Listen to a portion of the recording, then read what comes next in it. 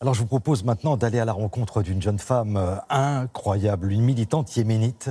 Elle a 19 ans, elle se bat sans relâche pour la paix dans son pays. Et c'est un engagement qui l'a contrainte à se réfugier en Égypte, où l'on rencontrait Franck Genozo et Maxime Pérez. Regardez. Ce soir-là, dans un quartier populaire du Caire, résonne le chant de l'exil pour ces Yéménites. Des réfugiés pour la plupart ayant tout abandonné derrière eux pour échapper à la guerre qui ravage leur pays. Mais si autant de monde s'est déplacé, c'est aussi pour écouter cette jeune femme. À cause de cette guerre inutile, nous avons perdu des êtres chers, les meilleurs d'entre nous, des gens forts et loyaux. Et maintenant, c'est à nous les jeunes de répondre présent et de montrer que nous sommes unis. Amatoula n'a que 19 ans et déjà l'étoffe d'un leader. Son âge n'a pas d'importance. Elle a déjà une grande sagesse et c'est un modèle pour nos générations futures. Le Yémen a besoin d'elle.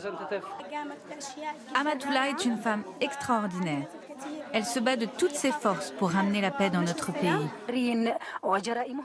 Une popularité qu'Amatoula doit à un engagement politique commencé à l'adolescence.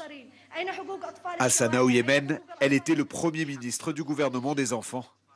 Une voix indispensable pour s'élever contre leur maltraitance, les mariages arrangés ou encore le sort des enfants soldats.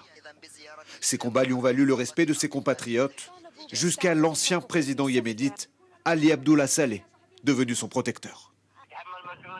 Tu dois être forte et assumer toutes ses responsabilités. Bien sûr, je reste engagée.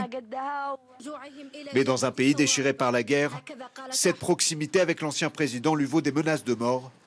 Elle prend la fuite. En Égypte, où elle est installée depuis 1 an, Amatoula est accueillie par une famille yéménite. Elle va, dès qu'elle le peut, aux nouvelles de ses proches. Bonjour papa. Est-ce que tout le monde va bien? On continue de parler beaucoup de toi ici. C'est dur d'être loin des siens vu la situation.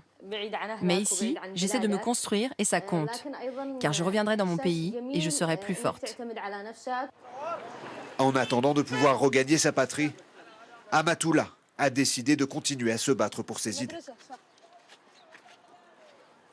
Pas question pour elle de renoncer à son rôle auprès des enfants du Yémen. Dans cet établissement scolaire abritant 1200 réfugiés, l'ensemble du corps professoral tient à lui souhaiter la bienvenue.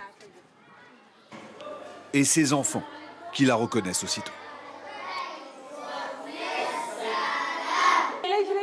Alors, vous préférez l'école ici ou au Yémen? Le Yémen, c'est notre vraie maison. De classe en classe, Amatoula s'efforce de rassurer les siens.